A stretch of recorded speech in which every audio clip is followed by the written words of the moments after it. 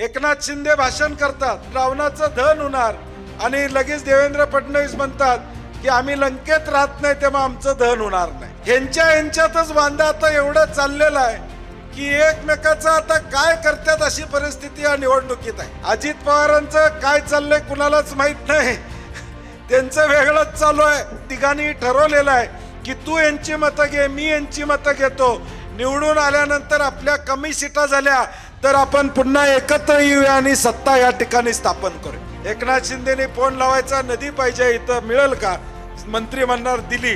चाललंय काय सरकारमध्ये मला कळत नाही, म्हणजे खिरापत वाटल्यासारखं।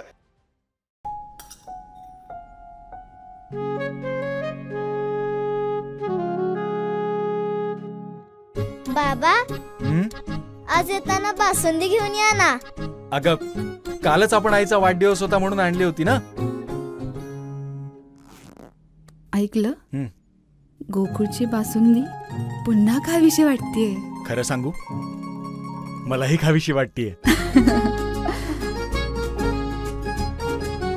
पुन्हा पुन्हा खावीशी वाटणारी गोकुळ बासुंदी। पाण्याच्या योजनेचा चर्चा चालू आहे, कोण 60 कोटी म्हणते, कोण 61 कोटी म्हणते, कोण पत्र दिलं म्हणते, तारीख खोडलेली आहे, कसली तारीख आहे माहित नाही अशी अवस्था या सरकारची या ठिकाणी झालेली आहे।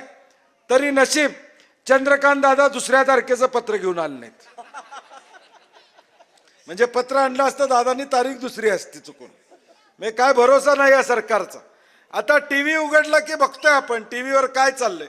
एकनाथ शिंदे भाषण करतात की लंकेचं रावणाचं धन होणार आणि लगेच देवेंद्र फडणवीस म्हणतात की आम्ही लंकेत राहत नाही तेव्हा आमचं धन होणार नाही। यांच्यातच वांदा आता एवढं चाललेलं आहे की एकमेकाचं आता काय करतात अशी परिस्थिती या निवडणुकीत आहे।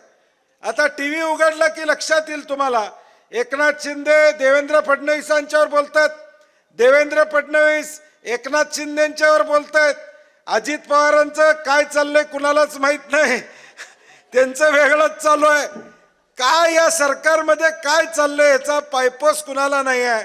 13 कोटी जनता बघत बसली आहे की नेमकं सरकार कुणाचं आहे आणि कुणासाठी काम त्या ठिकाणी करत।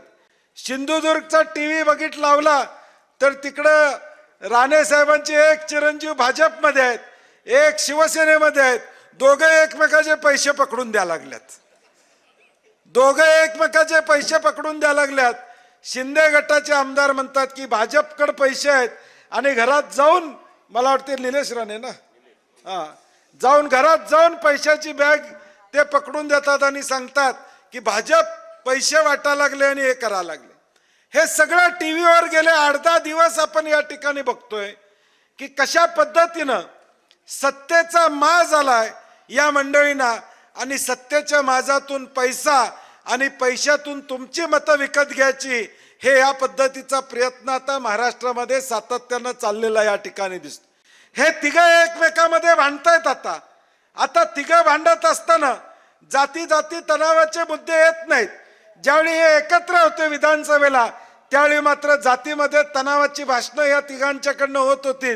आता कुठल्याही तिघांच्या भाषणामध्ये जातीय तणाव या ठिकाणी भाषणामध्ये येत नाही।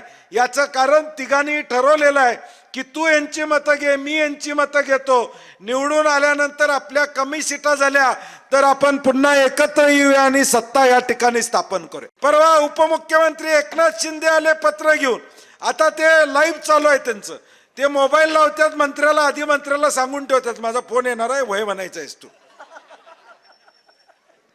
आपण बायकोला सांगून ठेवत नाही घरात पाहुणे येणार आहेत पोह करून ठेव म्हणून, तसं मंत्र्याला आधीच सांगतात ते मी फोन करणार आहे, MIDC मंजूर करायचे, मी फोन करणार आहे, दवाखाना मंजूर करायचा आहे, मी आधीच सांगून ठेवतात। ते मंत्री तिकडनं लगेच फोन लावल्यावर लगेच ताबडतोब सांगतोय साहेब केलं, 50 बेडचं 100 बेड करून टाकलं, MIDC केली, नाही म्हणत नाही। आता आज उद्या क्लिप कुठं येऊ दे, नदी आणि समुद्र दिला म्हणून, तेवढंच राहिले। एकनाथ शिंदेने फोन लावायचा, नदी पाहिजे इथं मिळेल का, मंत्री म्हणणार दिली, न विचार करता।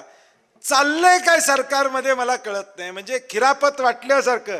लग्नाच्या मांडवात ज्यावेळी वाढपी बसतो एखादा लाडू आणि एक्स्ट्रा म्हणलं की आणतो, तसं ही MIDC वाटा लागल्यात। म्हणजे सरकार आहे का एक वाढप्याचं या ठिकाणी आचार्य बनून बसल्यात काय कळत नाही. कारण की MIDC करायची आहे. मग तुम्हाला इतके दिवस तुमचे हात पकडले होते का कोणी? तुम्हाला 3 वर्ष, तुम्हाला 2.5 वर्ष उद्धव ठाकरे साहेबांना फसवून तुम्ही मुख्यमंत्री या ठिकाणी झालात. शरद पवार साहेबांना फसवून तुम्ही उपमुख्यमंत्री या ठिकाणी झालात.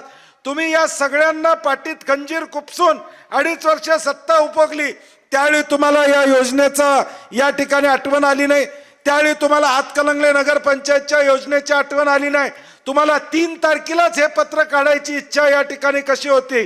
जी योजना आमच्या काळामध्ये जानवेकर असल्यापासून आम्ही पाठपुरावा केला, त्याचे आराखडे तयार केले, त्याच्या मंजुरी आणण्याचं काम या ठिकाणी आम्ही केलं. त्याचं फक्त पत्र पोस्टमन सारखं आणण्याचं काम या राज्याचे उपमुख्यमंत्री करतात, ह्याच्यासारखं दुर्दैव कुठलं नाही.